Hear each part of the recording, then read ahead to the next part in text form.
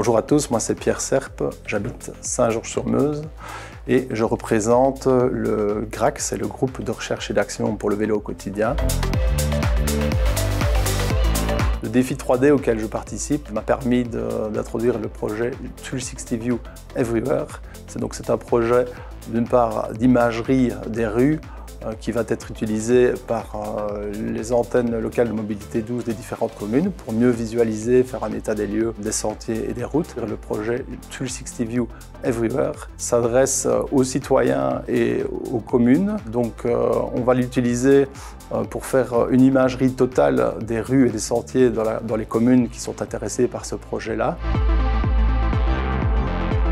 J'ai reçu un prix qui m'a permis de distribuer quelques caméras en Wallonie, dans différentes communes. Avec quelques volontaires, on a parcouru plusieurs centaines de kilomètres à vélo pour réaliser ces imageries. D'autre part, sur la modélisation 3D, j'ai développé une filière innovante qui est totalement open source. Donc on utilise une suite de logiciels qui permettent d'introduire des gabarits de pistes cyclables dans un modèle 3D. Et alors ces modèles peuvent être proposés aux communes pour les citoyens pour pouvoir définir un itinéraire cyclable sécurisé. Ce qu'on peut retenir de ce projet, c'est que c'est un projet participatif auquel je tiens fermement. J'espère que les citoyens des différentes communes vont adhérer à ce projet et vont l'utiliser et ainsi avoir un outil qui va être favorable à la mobilité douce.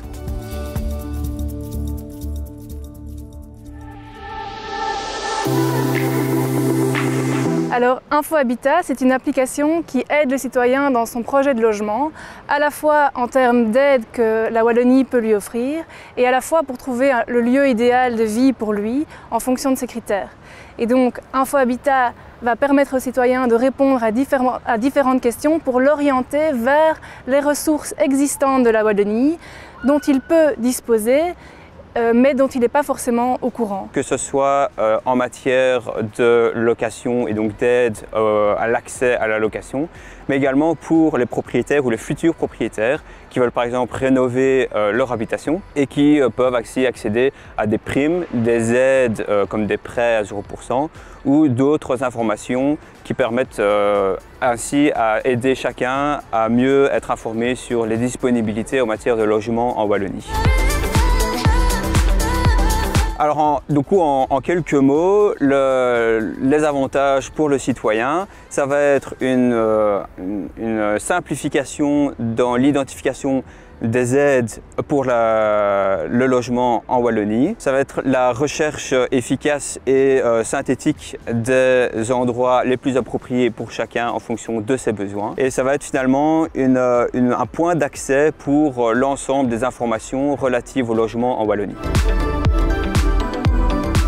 C'est un projet un petit peu risqué et innovant et donc du coup on voulait se lancer avec une idée de défi aussi. Sans le GeoChallenge, on n'aurait clairement pas se lancer dans ces développements-là. Cette occasion de pouvoir discuter avec des personnes qui sont impliquées au niveau de la Wallonie dans les thématiques du logement et donc d'avoir accès à une information très utile a vraiment été le déclic qui nous a motivés à lancer cette application et à la développer, à consacrer le temps au développement de cette application.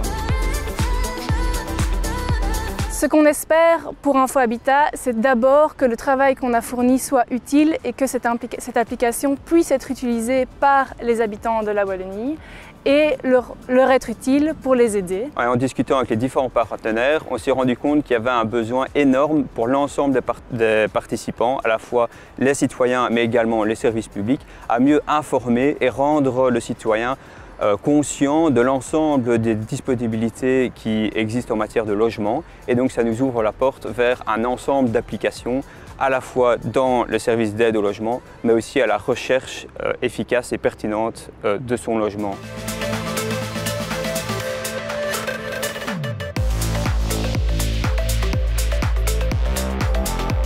Je m'appelle Olivier Lefebvre, je suis conseiller pour le secteur public, consultant et animateur de l'écosystème Jules Le Smart.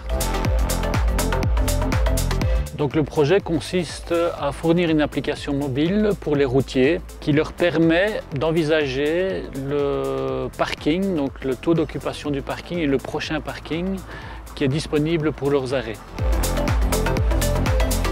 C'est innovant parce que ce projet, il est nouveau, donc c'est un besoin fréquent, récurrent du secteur. Donc on n'a pas à disposition en temps réel du taux d'occupation des parkings et donc ça permet à un routier, quelle que soit sa langue, quelle que soit sa compréhension du français, lui permet d'avoir un taux d'occupation des prochains parkings sur l'autoroute et lui permet de planifier en fait ses arrêts en fonction du temps qui lui reste sur son tachymètre.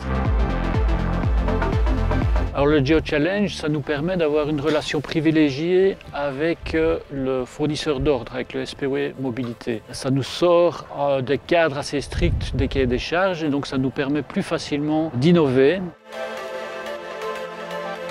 Alors pour ce projet, nous on a réalisé un MVP qui fonctionne, donc l'application tourne. Cependant, au niveau des données, on est en attente de données qui viennent du terrain, qui viennent directement des parkings pour justement alimenter cette application. Et donc on est prêt à collecter ces informations, on est prêt à nourrir la plateforme et à la tester live sur le terrain. Donc je pense qu'il faut objectiver ou il faut améliorer peut-être encore l'expérience utilisateur, la tester sur quelques camionneurs.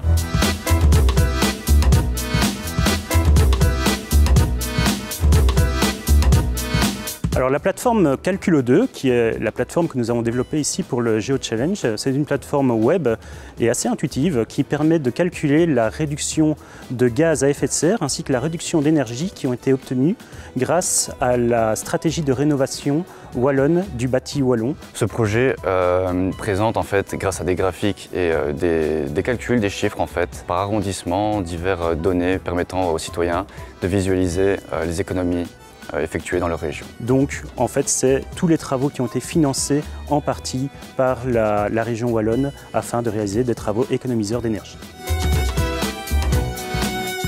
Alors au début, lorsque nous avons commencé le GeoChallenge, l'utilité était simple, il fallait pouvoir présenter avec des graphiques, avec des données finalement assez intuitives, la quantité de CO2 et donc l'impact écologique que chaque wallon pouvait avoir en rénovant son bâtiment. À cela, depuis, s'est évidemment ajouté la crise énergétique que nous connaissons. Et donc, désormais, nous pouvons également calculer quelle est la réduction de ces coûts d'énergie que nous pouvons obtenir tous à chacun grâce à la stratégie wallonne de rénovation du bâti wallon. N'importe qui peut venir et visualiser et même effectuer une simulation en fait de combien il pourrait économiser d'énergie ou de CO2 ou de kilowattheure. Alors le GeoChallenge, ça a été un réel tremplin, notamment grâce aux synergies possibles que l'on a pu avoir avec les différents acteurs wallons. Je parle évidemment du SPW, mais je parle également des différentes UAP, les unités d'administration publique, qui nous ont ouvert leurs data, leurs open data, afin de faire cet ensemble de calculs. Alors ça a été un tremplin pour nous, ça a été également un tremplin pour eux, puisque ça nous a permis d'avoir vraiment un échange et une confrontation des idées. Et grâce à cela, en fait, on peut vraiment obtenir quelque chose qui, à notre sens, est vraiment utile pour le citoyen. Les ambitions sont que ce projet continue à vivre, en fait, donc il soit accessible à la population et qu'il soit toujours maintenu pour pouvoir continuer à évoluer.